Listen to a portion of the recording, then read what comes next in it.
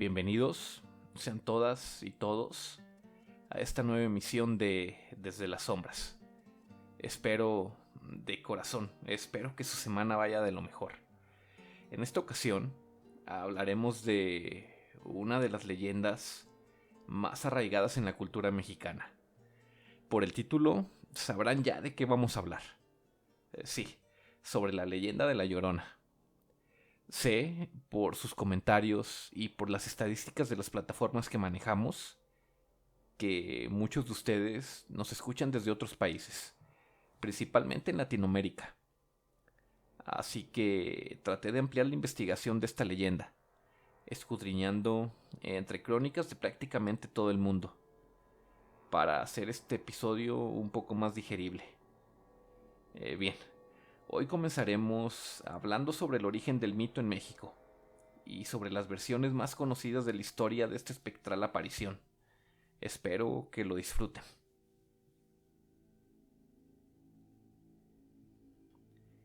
¿Quién no ha escuchado hablar sobre La Llorona?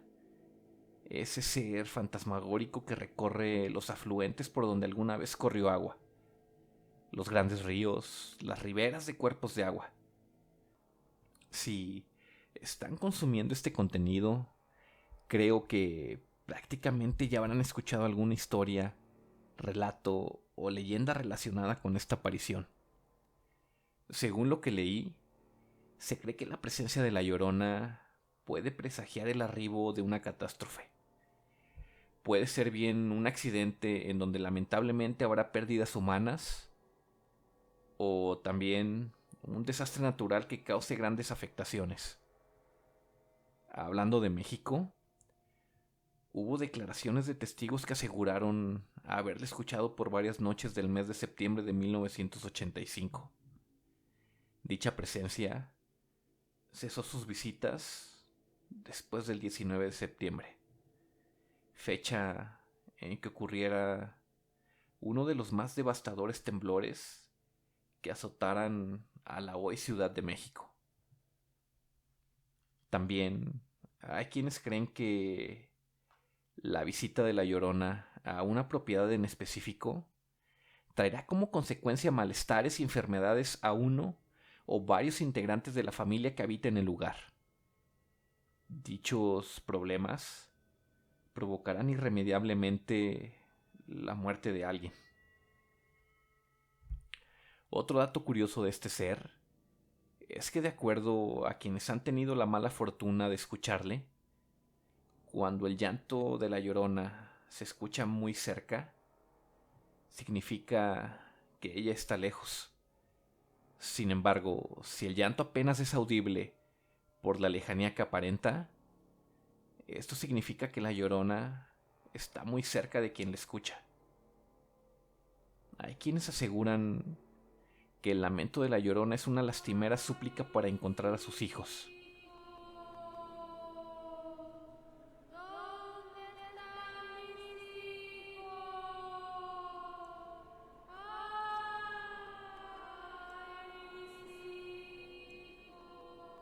Pero también hay gente que asegura que no, que el llanto no es más que un desgarrador grito que eriza la piel.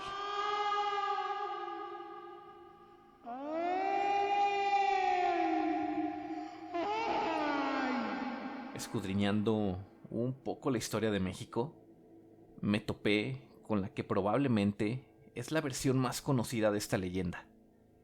Data del siglo XVI. Sí, de épocas de la conquista española a muchísimas partes de Latinoamérica. Bernal Díaz del Castillo fue un conquistador español quien, después de varias escalas, llegó a México durante la expedición que terminaría con la caída de Tenochtitlan, junto al infame Hernán Cortés. Fue una persona que se dedicó a redactar las memorias de la conquista. Dentro de sus crónicas, para propósitos útiles de este episodio, resalta el siguiente relato. Ella solía ser una joven mujer indígena que resaltaba por su porte y su belleza, dedicada y trabajadora. Dichos dotes, como podía esperarse, atraían a más de uno. Sin embargo, la mujer solo tuvo ojos para un hombre. El afortunado fue un influyente caballero proveniente de España. Viendo en riesgo su reputación en la alta sociedad, este hombre pidió a la bella mujer mantener una relación de manera discreta. La mujer aceptó. Y así fue que, haciendo uso de su poder e influencia, el noble adquirió una propiedad para alojar a la joven. En dicho lugar, él solía visitarla lejos de miradas curiosas. Así fue que la relación continuó por varios años. Se cuenta que llegaron a tener 2 hijos, amados y adorados por ambos. Pero un día, agobiada y desesperada por la prolongada ausencia de su amado, la joven y bella mujer salió en búsqueda de éste, topándose al fin con el carruaje del mismo en las bellas calles de la Nueva España. Ella le siguió y a lo lejos vio que su pareja entró en una lujosa mansión, llena de adornos y atiborrada de demás personas vestidas con finas prendas. La mujer, desconcertada, se acercó a uno de los lacayos en la entrada. Este le dijo que dentro, cruzando esas inmensas puertas, se celebraba una gran fiesta, pues un importante personaje, un caballero español, contraía nupcias con una bella dama. Presionada por la curiosidad, la mujer asomó su mirada por una de las ventanas solo para presenciar que el novio de la boda era su amado. La mujer perdió los estribos y corrió a su casa para tomar a sus hijos y escapar del lugar. Ya, en compañía de las inocentes criaturas, fue víctima de su furia y de su sed de venganza, y los apuñaló a ambos a la orilla de un arroyo. Arrojó los cuerpos a este y fueron tragados por la corriente. Después de cometer tan horrendo crimen, volvió en sí y fue que soltó un desgarrador grito. ¡Ay, mis hijos! ¡Ay, mis hijos! Hay quienes creen que en ese instante la pobre mujer también se quitó la vida. Otros dicen que, víctima de la desesperación, se arrojó al agua en busca de sus pequeños. A consecuencia de esto, la pobre mujer moriría ahogada. A partir de entonces, un ánima de tenebroso aspecto se hace presente a altas horas de la noche, principalmente en lugares cercanos a cuerpos de agua, dejando escapar un doloroso y lánguido lamento, capaz de erizar la piel del más valiente caballero.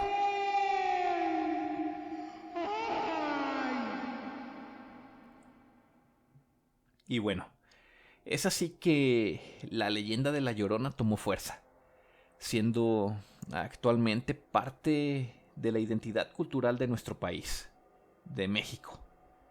Pero esta versión de la historia, que si bien data de tiempos de la colonia, está lejos de ser la más antigua conocida en el país. Volviendo a sumergirnos un poco más en la historia, previo a la conquista se cuenta que Moctezuma, el Güey Tlatoani, emperador del Imperio Mexica, presenció los conocidos 8 presagios funestos que finalmente guiaron a la caída de la gran Tenochtitlan. Uno de estos fue el 6º presagio, conocido como el llanto de la Cihuacóatl.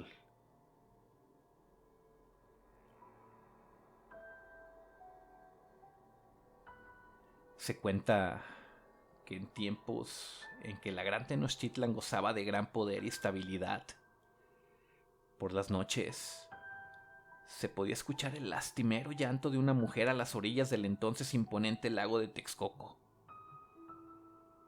Ay, hijitos míos, tenemos que irnos lejos. Ay, hijitos míos, ¿a dónde los llevaré?, expresaban esos horribles lamentos.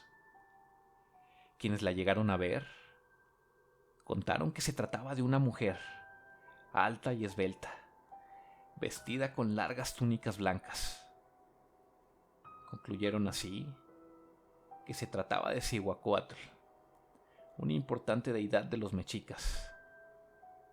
Auxiliaba a las parteras dándoles sabiduría, a los guerreros les proveía de fuerzas e incluso se le relacionaba con la fertilidad de la tierra. Dichos relatos fueron recabados en los escritos de Fray Diego Durán, algunos años después de la llegada de los españoles a México. Él fue un evangelizador español y cronista de la época, quien, encargado de recopilar las historias de viva voz de los pobladores de la región, reveló que, de acuerdo a lo interpretado por los sacerdotes mexicas, los llantos indicaban que un funesto acontecimiento estaba por ocurrir. Aproximadamente una década después, los españoles llegaron a la Gran Tenochtitlan para dar paso a la inminente caída de la ciudad.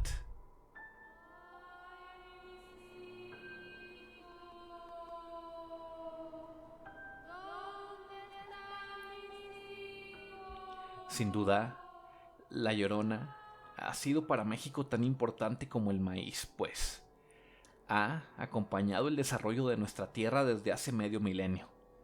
Y no dudo que dicho relato nos acompañará por 500 años más. Podemos notar en los anteriores relatos cómo la Llorona pasó de ser una importante deidad, una diosa para el pueblo mexica, a convertirse en una espectral aparición temida por todos. Para terminar ya, tenemos un relato un poco más moderno.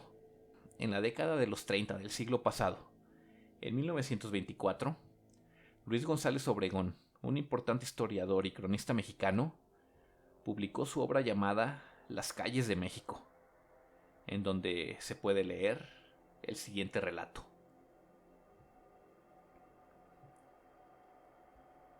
Consumada la conquista, y poco más o menos a mediados del siglo XVI, los vecinos de la Ciudad de México que se recogían en sus casas a la hora de la queda tocada por las campanas de la primera catedral, a medianoche, y principalmente cuando había luna, despertaban espantados al oír en las calles tristes y prolongadísimos gemidos, lanzados por una mujer a quien afligía, sin duda, honda pena moral o tremendo dolor físico.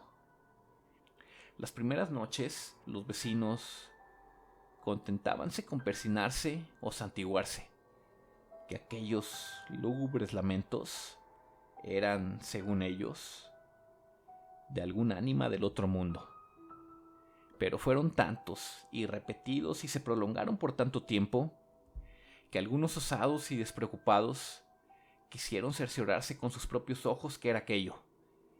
Y primero, desde las puertas entornadas de las ventanas o balcones, y enseguida, atreviéndose a salir por las calles, lograron ver a la que, en el silencio de las oscuras noches, o en aquellas en que la luz pálida y transparente de la luna caía como un manto vaporoso sobre las altas torres, los techos y tejados y las calles, lanzaba agudos y tristísimos gemidos. Vestía la mujer traje blanquísimo, y blanco y espeso velo cubría su rostro.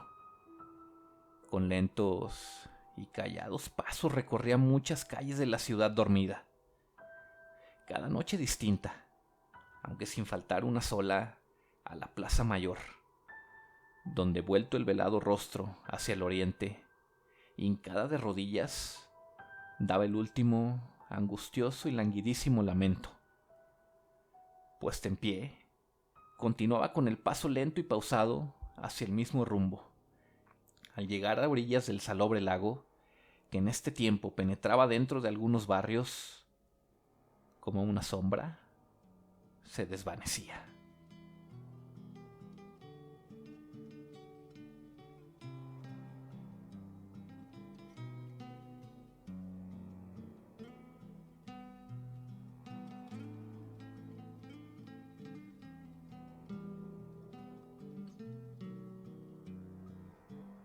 En lo personal, este último relato me encantó. Narra sin dar tantas explicaciones de su origen, como una extraña aparición se hacía presente en las viejas calles de la Ciudad de México.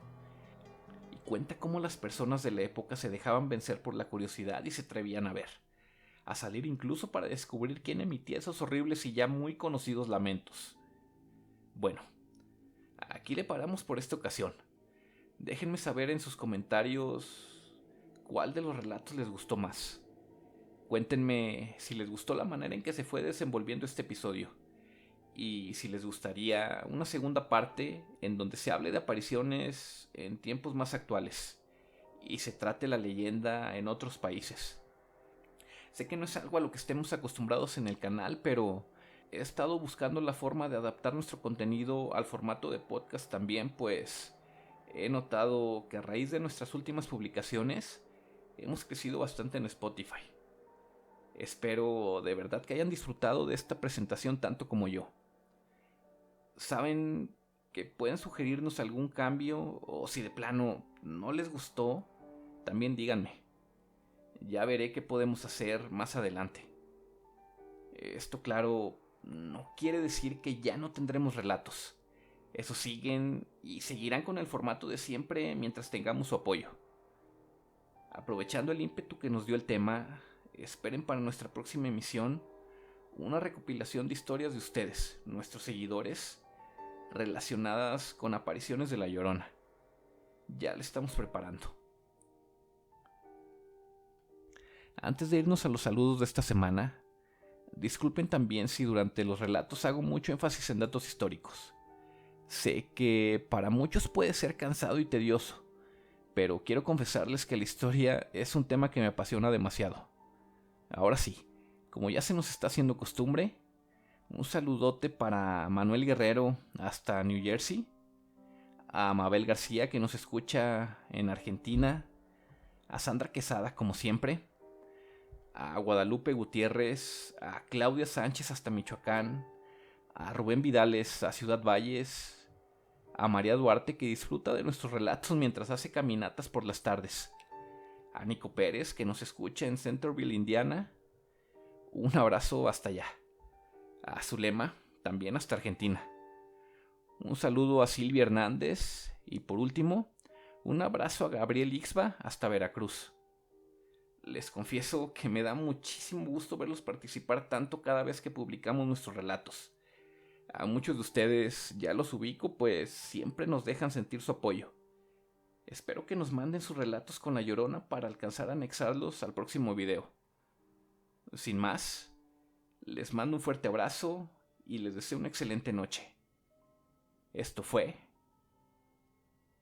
Desde las Sombras.